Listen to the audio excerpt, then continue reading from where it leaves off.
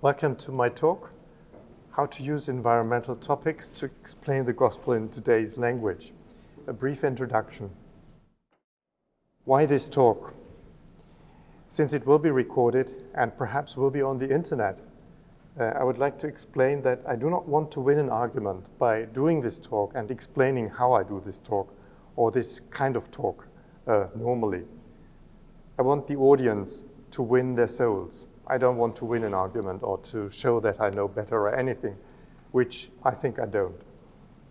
At the same time, with this talk and with what I've embedded in this workshop, I want to present as clearly as possible what I see as a Bible-based, rational approach to the topic in hand. The structure of this talk will be as follows. Part one, the situation. I like the, American way of saying we have a situation, which could be a good one, but I understand it's usually a critical one when you say that. In part two, I would like to show how I present the topic to a wider audience, especially non-Christians, non-believers, people that are worried about a lot of things, but not about how to get right with God, which is actually what I would like to tell them. I will not just give the talk, but I will also explain why I do it, the way I do it. Some explanatory remarks for you in the setting of this conference and this workshop. So we have a situation. The Bible addresses it in no uncertain terms.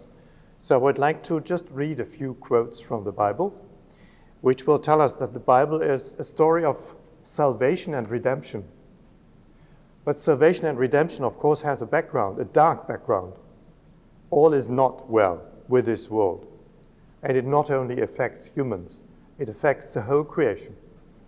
So it starts in Genesis 3, when God says to Adam, "Cursed is the ground because of you. Through painful toil, you will eat food from it all the days of your life." Notice, cursed is not Adam, but the ground. So the ground is affected, bears God's curse because of what happened, because of this break of confidence, of a confidence between God and man, which has just happened. When Cain had killed his brother, God spoke to Cain, and he said, "Now you are under a curse and driven from the ground, which opened its mouth to receive your brother's blood from your hand. When you work the ground, it will no longer yield its crops for you." A second curse to the ground. The ground was meant to bear fruit, to provide lush vegetation, but now it doesn't. Why? Because a human being killed his brother. And in Romans chapter 8, I could read many more scriptures. Of course, in Romans chapter 8, it says that the creation was subjected to frustration, not by its own choice, but by the will of the one who subjected it, in hope that the creation itself will be liberated from its bondage to decay and brought into the freedom and glory of the children of God. We know that the whole creation has been groaning as in the pains of childbirth right up to the present time. It's not a good situation for creation. There is hope. It's the pangs of childbirth, not the pangs of death. But I don't want to dwell on this for the moment. Just to give some biblical quotes to tell us that there is a situation. James, in his letter, addresses it by talking to rich people like you and me. I think on an international average, I suppose, without knowing most of you, we are quite rich. Now listen, you rich people. Weep and wail because of the misery that is coming on you. Your wealth has rotted, and moths have eaten your clothes. Your gold and silver are corroded. Their corrosion will testify against you and eat your flesh like fire.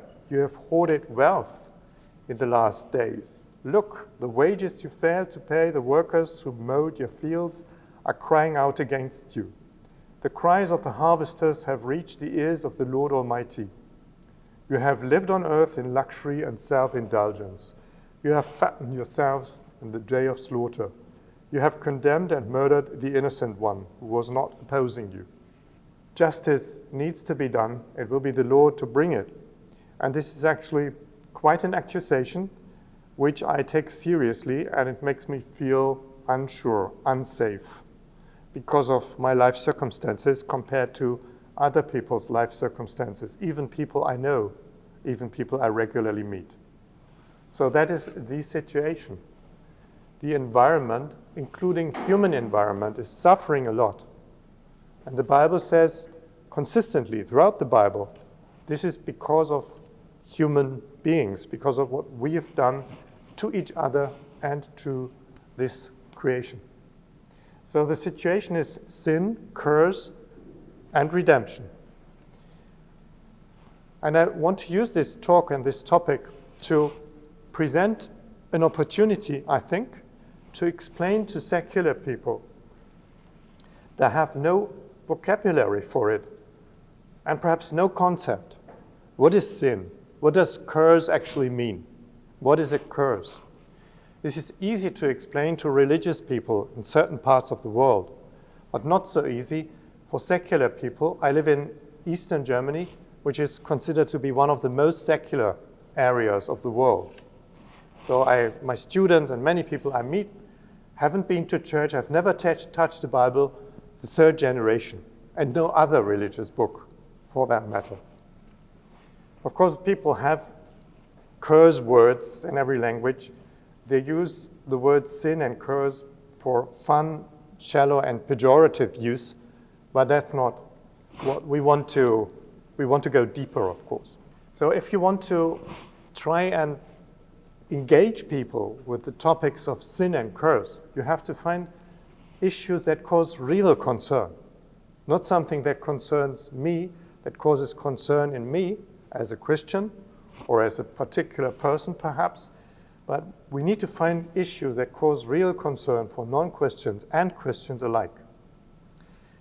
If you find Christians, including yourself, including myself, respond to your presentation of sin and curse the way you hope non-Christians would, you have found a viable approach.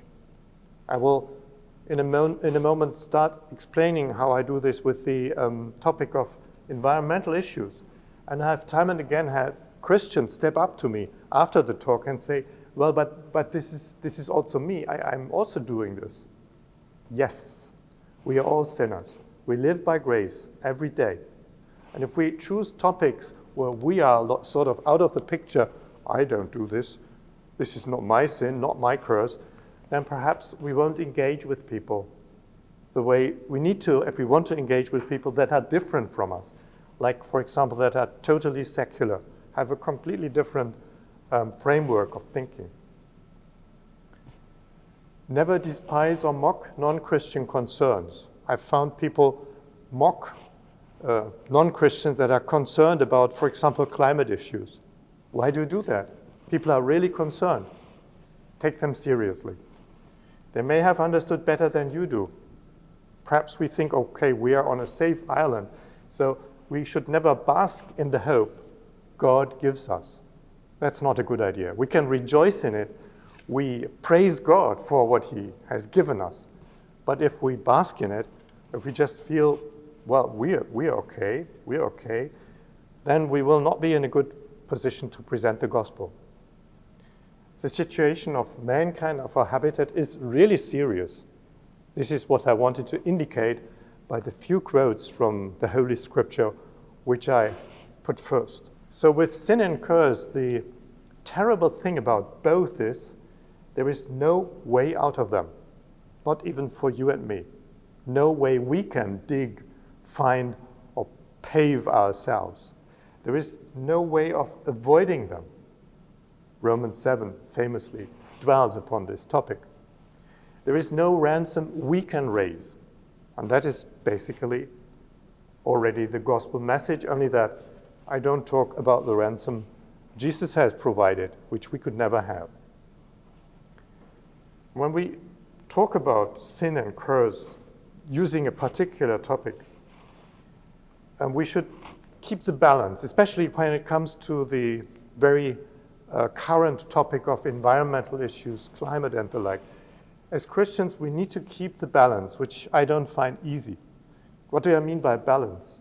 I mean that we need to address the present need. People shouldn't feel like we're not concerned, my house is okay, I have an income, I don't care. We should show by doing that we care. We care for people's needs, even when it comes to climate problems. With other needs of people, Christians step forward trying to help more readily than with this very recent topic. But we should always remember the absolute urgency of the gospel. Number one, urgency has the salvation of the soul. Humans are eternal, the planet is not. Humans are eternal, the planet is not. So it's more urgent to present the gospel and have people hopefully believe in it than to help with present need. But of course, the one shouldn't go without the other. Again, James in his letter tells us that what does it help if somebody says, well, you're hungry, try and go and feed yourself. You should give them what you can, if you can. So they two don't work together, but the larger urgency is with the salvation of humans for eternity. So this was my kind of lengthy introduction. The situation. And now let's have a look at how can we address this sin and curse and gospel and environmental issues and hopefully engage with people. People like as in people that don't have a clue about the Bible. You will notice that I will not talk about creation and the fall. I think I should because it's part of the Christian narrative, but I find that it shies people away quite easily if you start with that. It's a pity, and perhaps you want to do it in a different way, but I will not address the origins of the situation like I did in my introduction, just for today's purpose. So that's a title I've chosen together with students in my country, which is Germany, obviously. All Days for Future. I don't translate that because people will understand this. Fridays for Future is a youth movement where people think that by not going to school, they will help solve the climate crisis. That was ironical, and it was meant to be. Can I ask a question? What is Friday for Future? Okay, sorry. I was wrongly assuming that this is a known term. It means that young people on Fridays do not go to school, but rather rally together, preferentially on bicycles, trying to block the traffic in a city, and they demonstrate that governments and everybody should do something before it's too late for this planet. So they spend Fridays not in school, but on demonstrations for the future of the planet. And the subtitle perhaps is easier, Christianity's Contribution to Solving the Environmental Crisis. Now I usually start that by showing a few beautiful pictures. Because we have a beautiful planet we live on, don't we? It's a very, very beautiful and complex world. And what I like to show is humans. Usually people don't show humans when they show the beauty of creation, I found. And I wonder why, because humans are the most beautiful and the most precious creature. I think I know, for non-Christians, many people have a feeling like we are the odd ones out. We are destroying everything. Elephants don't. If you've ever been to an area where lots of elephants roam, you know that they're also not very mindful of environment. Anyway, I like to put pictures, and I like to put a picture of a very beautiful lady that happens to be my wife. But we have this situation. We live on a planet with a complex problem of global historical size. Now you can choose different, more or less modern pictures, recent events to explain that we have millennial, 100-year, 1,000-year problems around. Drought of the millennium in Australia. This is the moment when the when Fukushima was hit by a tsunami in January 2011. You can also show pictures like this, wars and conflicts, 2008 to 2013, a lot.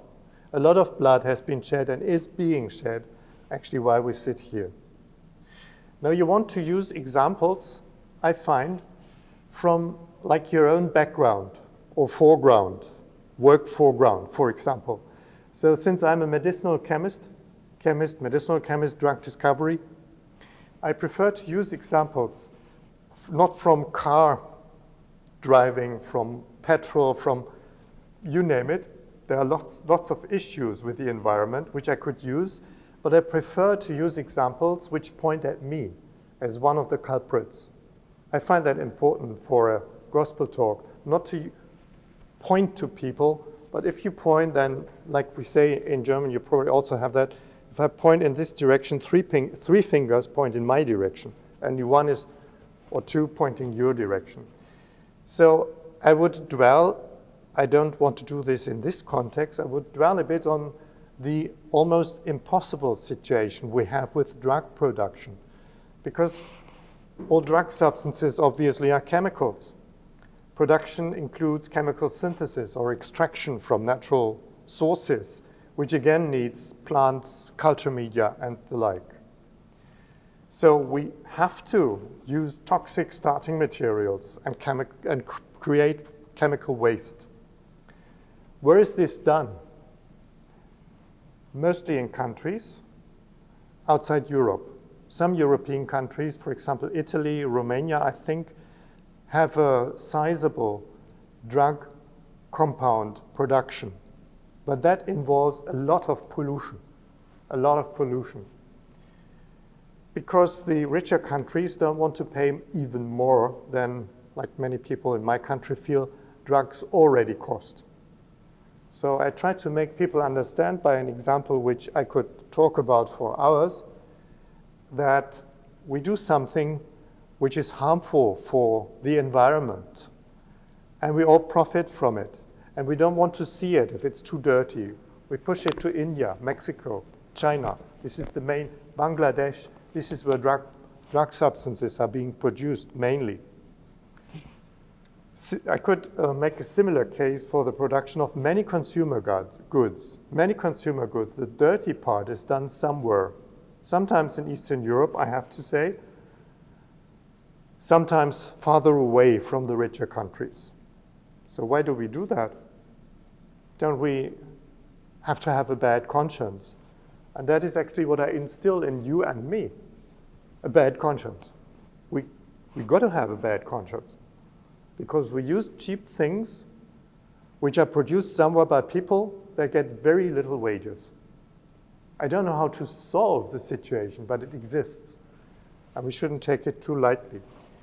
I have a project in Africa, so I traveled several sub-Saharan African countries. Once I traveled near the capital city of Ethiopia, and I saw all those tents, the white, something in the back is tents. So I asked one of my colleagues, what are these tents for?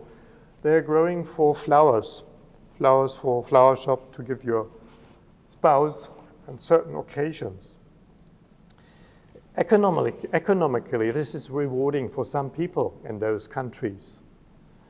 But at the same time, it needs a lot of water, which is not a commodity in most sub-Saharan African countries. It needs a lot of water.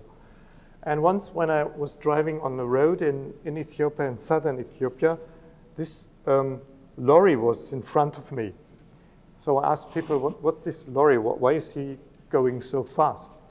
And they told me it's taking the flowers to the airport. It's a driver and a policeman. So this lorry can enter the Addis Ababa airport very quickly, without controls, unload the flowers to the airplane, and have them taken to Europe as fast as possible. So how much sense does that make? Why are flowers relatively cheap? Why don't we grow them ourselves in Germany, for example? We do, partly. Most of the flowers are from Kenya and Ethiopia. Why do we do that? We have a situation, definitely. So what about Christianity? Are we part of the problem or part of the solution? Are Christians, is Christianity part of the problem or part of the solution? I think we are part of the problem as well as part of the solution. We are part of the problem because there are Christians without real passion for the creation and for the Creator sometimes. We don't have passion for preserving this wonderful creation. We don't care. We just drop things, we don't think. It's very often, it's not that we do something bad actively, we just don't think. We don't give it a thought why the shirt I'm wearing is relatively cheap, but it's very nice and cotton and everything. Cotton doesn't grow in Germany, last time I looked. And some Christians exploit humanity's unique position rather than understand that we are stewards of creation. I've even overheard Christians say that, well, the Lord will soon return and then it will all be good. And until then, why care a lot? Look, you care about yourself a bit, don't you? You care about how you look, your health, your family. Thankfully you do. Thankfully you do. But this is not the limit of your responsibility, your own body or whatever it is. So Christians, thankfully, we can be part of the solution of environmental destruction, of being thoughtless, of all the injustice and inequality which we encounter on the earth. Number one, which is fairly basic, somewhat abstract, but I think it's important. Christians have a reason why creation should be preserved. Why should you stop evolution? I'm talking secular terms. Why should we stop evolution? Because this is actually the way forward. If you're totally secular, you believe in evolution, no God, I'm talking about people that have this mindset, why should you suddenly decide now it's time to stop the progress of evolution on this earth? Do you have any rational argument for that? I believe you don't.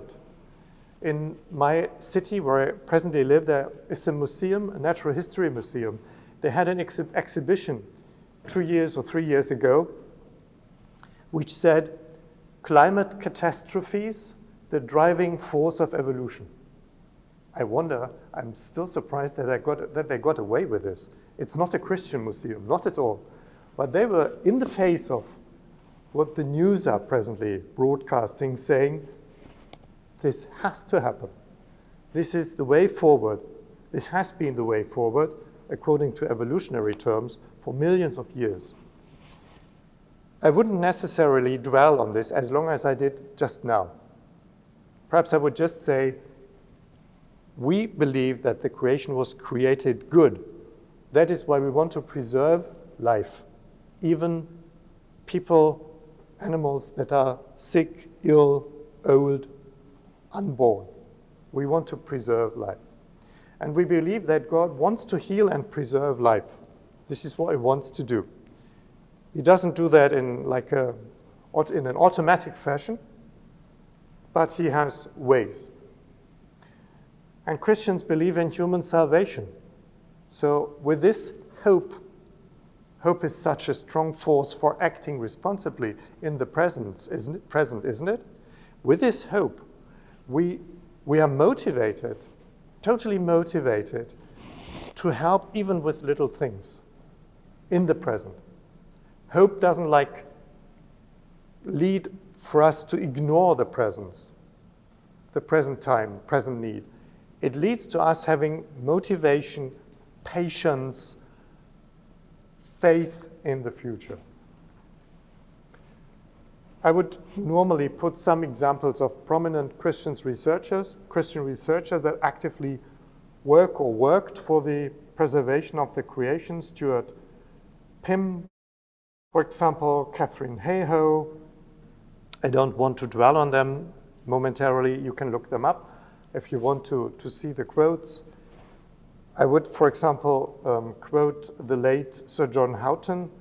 He used to be head of the Scientific Assessment Group of the Intergovernmental Panel on Climate Change.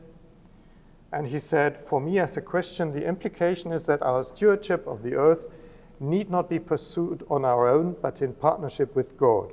I can personally bear testimony to the value and excitement of that partnership. Now, this is the first time God is introduced. And normally, secular audiences would think, okay, you believe in God, that's fine, carry on. But what has it got to do with our present situation and the solutions we are looking for? Now, this quote by a prominent climate researcher, you can actually find the quote in this book. I'm not sure if the book is Creation in Crisis. I'm not sure if the book is in the big bookstore this year. I bought it last time we were here, 3 years ago. In other words, Creation in Crisis contains an essay by Sir James. You can also read the reference on the slide. I put this up to say that there is a really, really prominent researcher. You don't have to share all his convictions. But he was under the impression that partnering with God, the Creator, is a very good idea if you want to find a solution to the present problem. And that is why I would now like to tell you a story from of old. I mean, it would be stupid, wouldn't it, to throw away all the experiences of mankind in the past. Mankind has had to cope with a lot of crises. We have survived a lot of crises in the past. So why don't we have a look at, I've chosen a particular example, a crisis from of old, and see how did people cope or understand what was actually going on. What was the reason for the situation, and how was it partly solved, or how was it exacerbated by how people behaved. Let's have a look at a story from of old. And this is a story which took place approximately 1500 before Christ, when exploitation led to ecological catastrophes. Exploitation was the background, actually the reason, the deeper reason for ecological catastrophes. There was exploitation, there was slavery, there was infanticide, obstruction of religious freedom, you name it. Everything one people can do another people, or one person can do another person, by way of restricting his freedom, restricting his life, or even cutting his life short, even infanticide. I'm referring to the 10 plagues of Egypt, which were actually 10 ecological catastrophes. This is the list. 10 ecological catastrophes in the 15th century BC in Egypt. Number 1 was polluted water, and the fish died. Numbers 2, 3, and 4 were plagues by particular pests. There was a cattle pest, sudden epidemic, very strong atmospheric disturbances. A locust plague destroyed food. Well, this happened last year in Eastern Africa again. Billions of locusts eating the food of the people. There was darkness. There was even the death of firstborns. Now, wait a moment. Did God really kill the firstborns? Did he kill humans? No, not in the beginning. God spoke to Pharaoh and the Egyptians. He spoke very strongly, because how would I speak to a person that commands infanticide? How would we talk to people that attack a foreign country and kill civilians, including children, bomb hospitals? How do we talk to them? Look, this hasn't been right. Could you please stop this? This is not the language dictators understand. So God gradually increased his responses to what was going on. And his last response was actually terrible. But they could have stopped before, couldn't they? Could we have stopped before it got so worse?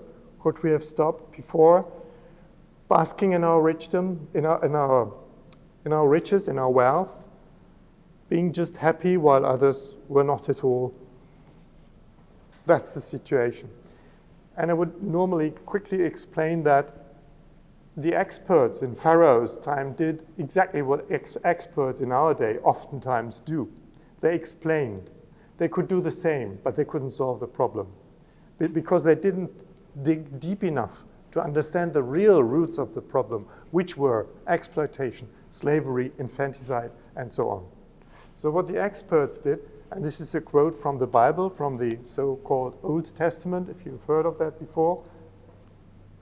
I've had persons step up to a friend of mine. He had talked about the New Testament in his talk, and that person quite genuinely and sincerely said, is there also an Old Testament? You always talked about a new one. So you have to just take account of that. Don't pull people's legs. Don't you know that? Incredible. No, they don't.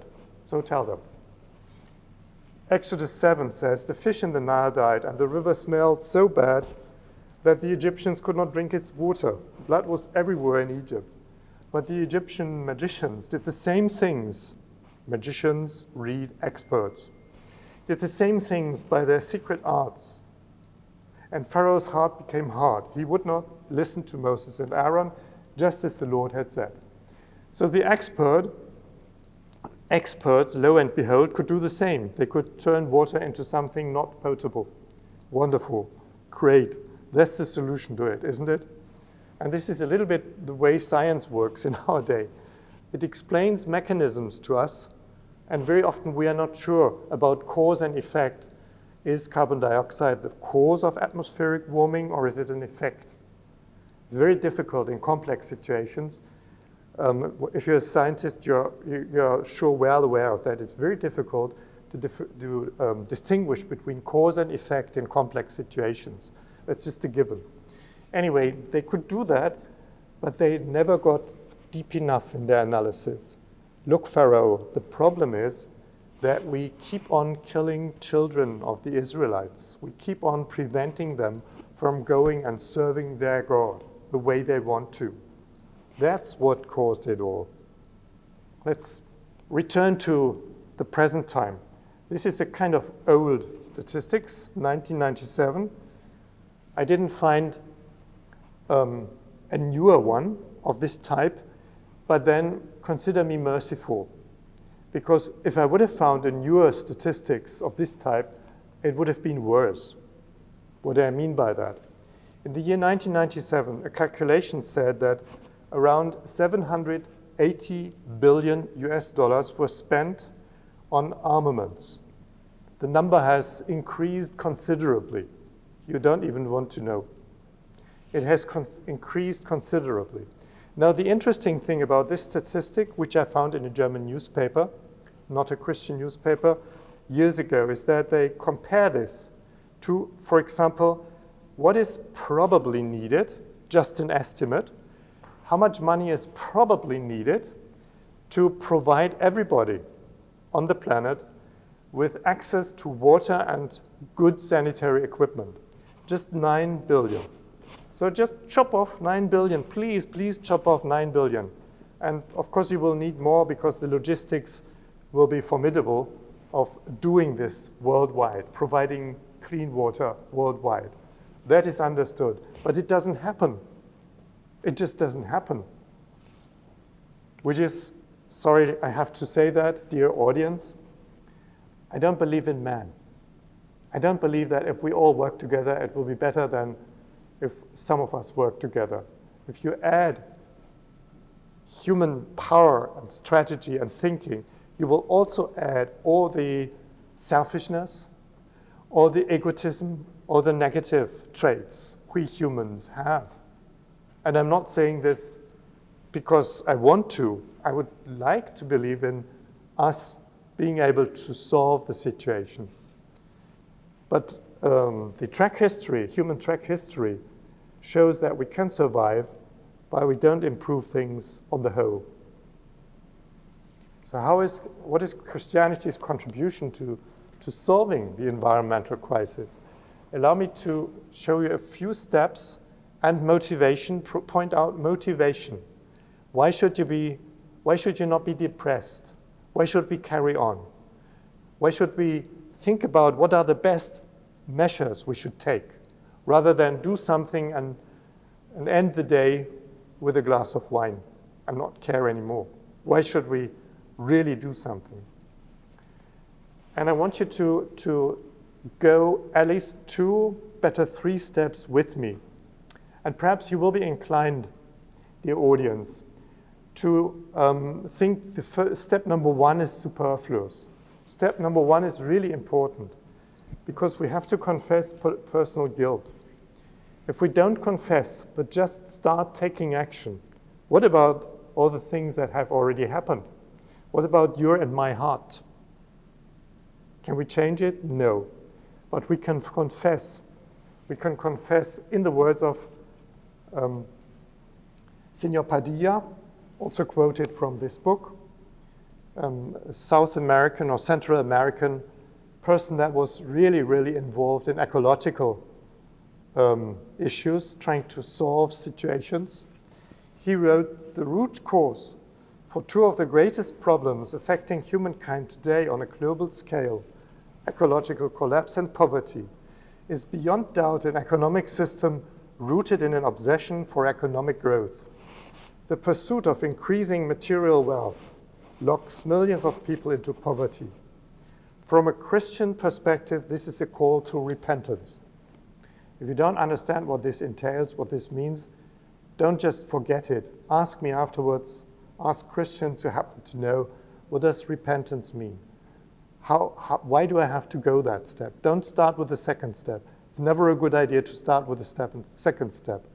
You will have missed out. You will be out of step for the rest of your gait if you've missed the first step.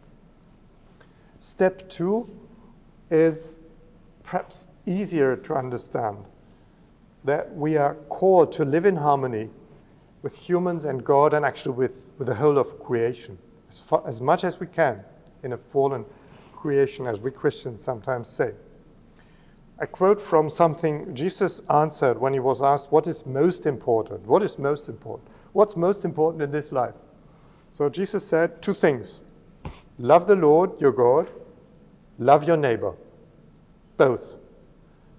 If you don't have a good relationship with God, you may feel inclined, and I understand that the first of the two parts of this commandment is not that relevant. I mean, does God really need me to love him? He doesn't, but you need to love God. That's something which will enrich your life tremendously. But we can talk about this perhaps later. You will sure understand that love your neighbor as yourself is actually at the root of every help and of every solution we can hopefully provide for the situation, for the problem we face in environmental issues. Step three, the hope that gets us going. Now with this step, I challenge you, audience. What is it that gets you going? What is your hope?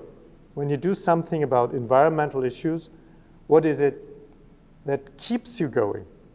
That makes you feel like I'm not working for a lost cause? What is it that motivates you? Very basically, I'm not talking about the everyday joys of seeing happy faces, of having done a little bit of something. But what keeps you going in thinking, okay, it's going to be good. We're going to reach the goal of solving all the environmental issues and all the injustice that comes with it, and so on. So what is the hope that gets us going? I can only speak as a Christian, although I was 25 when I became a Christian. I didn't grow up in a Christian family. Anyway, the hope that keeps me going, has kept me going for some decades now, is that I hope for a new creation from God. I cannot create. Humans cannot create, not from scratch. But there will be something really nice and new from God. There will be humans that will be renewed by Jesus Christ. That's the hope I have. I really have. That we will be really renewed. Just think about it. Me and you. We can't even follow our own rules. We don't even do what we think is right. No talking about God at this point. We can't. So do you not have hope? I would like to instill some hope in you for yourself, about yourself. And we hope as Christians for a new eternal harmony of God, humans, and the whole of creation. Why? I need to tell you that there is evidence. You perhaps won't think this is evidence, But it is evidence, it's not speculation, it is historical evidence, which many people have found is true in their lives. But it would also be true without me, that Jesus was resurrected and that he's a reliable person. This is something I can witness to, and history witnesses to that. So with that, we need to really talk about something which you, audience, have perhaps been waiting for all the time. So what can we do now? Look, if we don't analyze the situation thoroughly, deeply, perhaps what we do leads in the wrong direction. If we start turning the wrong screws, if we work against something which we think is the reason, but it's not, then we will miss out working against the real reason for the problem. This could really not just, it could be detrimental to not analyze the situation very thoroughly. So that's what I've tried to do. And the motivation Christians have, including this famous scientist, Sir John, the motivation we have is God's commitment to the earth and its future could not have been demonstrated more strongly than by the sending of Jesus, God's Son, into the world to redeem it. Now, even if you don't share this faith with me yet, there may be a time, who knows? Even if you don't share this with me, please understand that this is really motivation for us. We will work together with you. Our motivation will be this. This will be our motivation. This is our motivation. Why we work together for the good of humanity. But we don't do it without taking God, the Creator, who we love, who loves us, into account. That's an asset we have, and we would be stupid not to use this resource, if I may call God a resource. And from this flows behavior that treats humans and the earth with care. Now you're still waiting for something more concrete, please. Okay, I can provide that. I'm a scientist, so please don't be cross that I will quickly quote an example from science. I put up a research project with 3 African partner universities. I've mentioned that before. And this was about sustainability. Look, I don't spell sustainability C-L-I-M-A-T-E. Sustainability has so many facets. One of them is climate conservation. But this is not all there is to it. Sustainability is economic sustainability, combined with ecologic and therapeutic sustainability. As pharmacists, we're interested in therapeutic sustainability. With this project, we did investigate actually, anti-infective African medicinal plants so that people don't use plants which are not useful and thus make them extinct. Everybody knows the black rhino is almost extinct, but many African medicinal plants also are. You've never heard of them. That doesn't matter a lot, but it matters for some African people that some of their plants are extinct or have become very rare. It deprives them of economic and therapeutic possibilities. So we set up this project, and almost all the money went into the African partner institutions to help. Well, this is my example. This was my example from the science I did. What can we do? Here are a few more suggestions for you.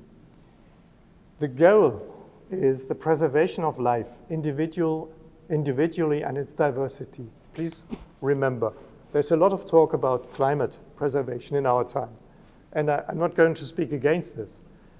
But mind you, the goal behind this is the preservation of life.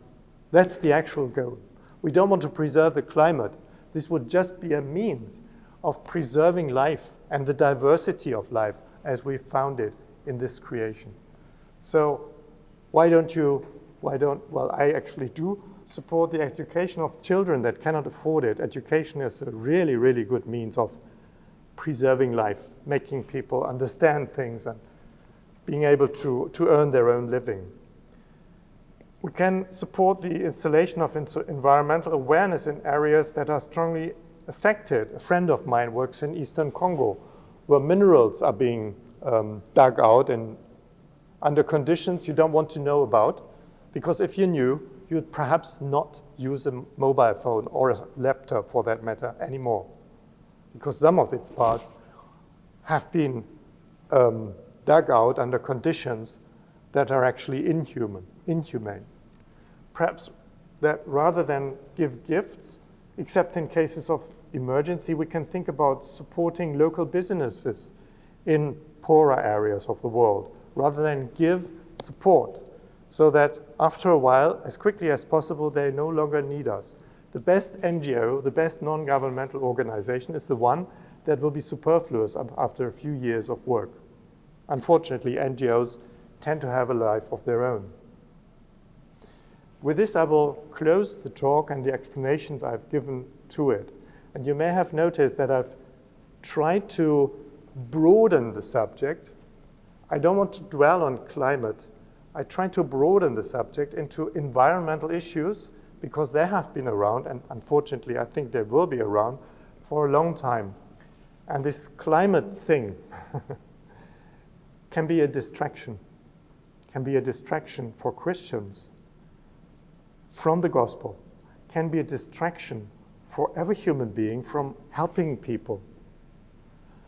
And instead working on something very abstract, something which we don't really know at the moment how it works, how everything is put together. Thank you for patiently listening.